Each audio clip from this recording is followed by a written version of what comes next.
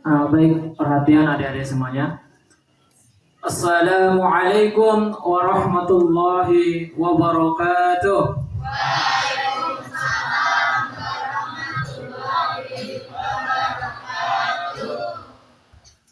Baik, izinkan kakak-kakak mereka pada malam hari ini untuk membawakan kultum singkat. Sebelumnya juga kita mohon maaf telah mengganggu waktunya. Mungkin malam ini teman-teman atau adik-adik mereka ada agenda yang lain. Mungkin maaf kita mengganggu waktunya. Kita mengisi kultum untuk memenuhi tugas UAS mata kuliah hadis.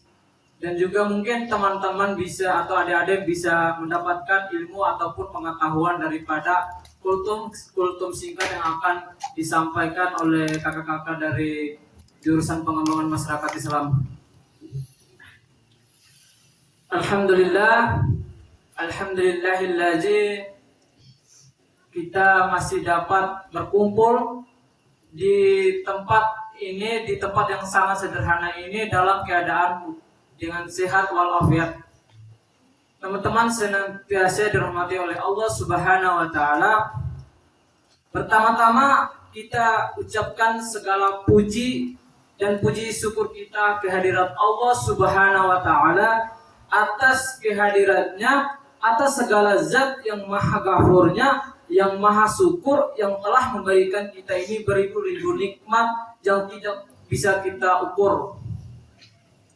Yaitu terdiri dari nikmat iman, terdiri dari nikmatnya Islam, terus itu ada nikmat-nikmat yang lain yang kita tidak bisa terukur pula, teman-teman. Salawat serta salam semoga tercurahkan kepada limpahan kepada baginda Nabi kita, Nabi akhirul zaman, seorang Nabi yang lahir saja itu membuat goncang alam semesta, yang membuat heboh para malaikatnya Allah Subhanahu wa taala, yang dimana kalau bukan karenanya kita tidak akan diciptakan di alam semesta ini. Beliau tidak lain dan tidak mungkin yaitu Nabi kita Muhammad sallallahu alaihi wasallam. Semoga keluarganya serta sahabatnya, tidak selaku umatnya yang mengikuti sunnah-sunnahnya, semoga mendapatkan syafaatnya di akhirul halak. Amin, amin ya rabbal alamin. Pada pertemuan yang singkat ini, insya Allah kakak akan membawakan sebuah kultum singkat tentang niat. Teman-teman atau adik-adik sekalian yang perlu adik-adik ketahui bersama, niat itu merupakan adalah hal yang penting dalam setiap langkah orang mukmin. Dalam setiap aktivitas seseorang mukmin itu wajib mengorientasikan, wajib itu menggunakan niat tersebut. Apapun yang adik-adik semua ini lakukan, apapun yang adik-adik semua ingin berbuat, itu tuh adik-adik semua itu harus menggunakan dengan niat. Jangan membuat semena-mena tanpa menggunakan niat. Itu tuh akan, kalau istilahnya itu, kalau dalam bahasa Indonesia itu hampah jadinya itu. Dan jadi itu niat juga itu memiliki keutamaan. Yang pertama, 3 keutamaan niat itu. Yang pertama itu ada niat merupakan rahasia dari ruh ibadah. Jadi niat itu merupakan rahasia daripada ruh ibadah, adik-adik sekalian. Niat seseorang itu sempurna dari amalnya, bahagia dunia maupun di akhirat. Begitu pentingnya niat itu. Jika suatu amalan dibarengi dengan niat, maka ada 3 keadaan, teman-teman.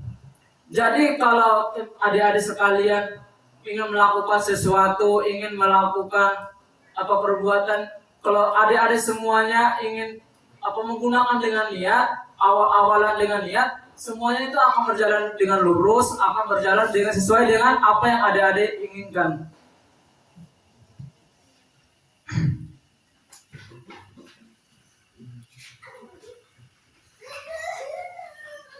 Jadi adik-adik sekalian yang senantiasa dirahmati oleh Allah Subhanahu wa taala, Dari hadis tentang niat ini itu diletakkan pada urutan pertama di banyak kitab hadis-hadis tersebut. Di antara dalam kitab Sahih Al-Bukhari yaitu hadis dari Umar bin Khattab radhiyallahu anhu, itu beliau berkata, Rasulullah SAW bersabda, "Innama'al binniyat." Sesungguhnya seluruh amal itu tergantung pada niat kita.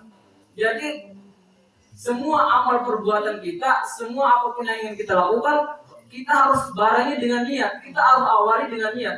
Karena tanpa adik-adik tidak menggunakan amal, maka adik-adik akan melakukannya itu akan terasa hampa jadinya. Nah, pentingnya niat itu dari hadis yang tadi telah kita bahas, yaitu hadis ini itu kalau kita ambil faedahnya itu bahwa harus ada niat dalam sebuah amalan. Kenapa? Apakah niat karena Allah Subhanahu wa taala itu atau bukan? Ya. Apakah ketika hendak sholat itu kita ingin dipuji oleh manusia ataupun karena Allah Subhanahu wa taala? Nah, kita sholat ya. Kita sholat ini kalau kita lihat itu ingin dipuji oleh sesama manusia, oleh sesama teman-teman kita. Buat apa dia?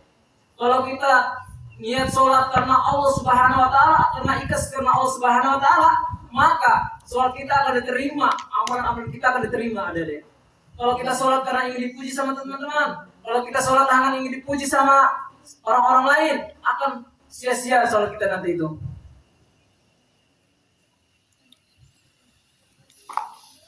Dari hadis tersebut itu masih ada kelanjutannya, yaitu dan sesungguhnya setiap orang itu akan mendapatkan apa yang diniatkan. Nah, dari tadi seperti adik-adik tadi niatkan, adik-adik akan mendapatkan apa?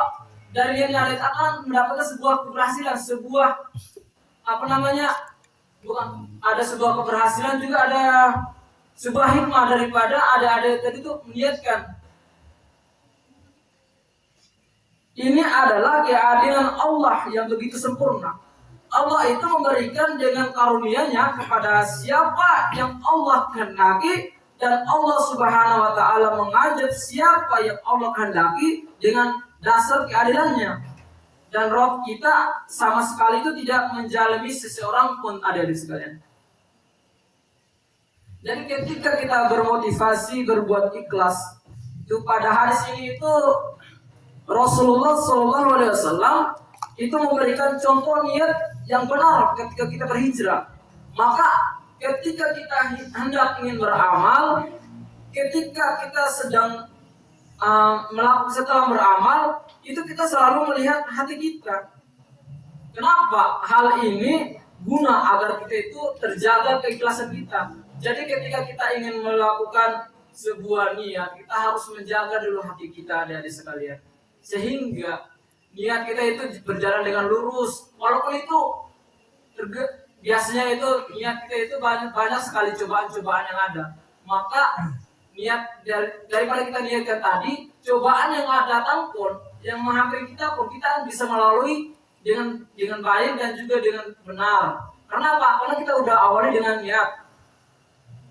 Teman-teman, adik-adik semuanya harus ketahui bersama, niat itu banyak sekali, adik sekalian. Ada niat wudhu, ada niat sholat, dan masih banyak niat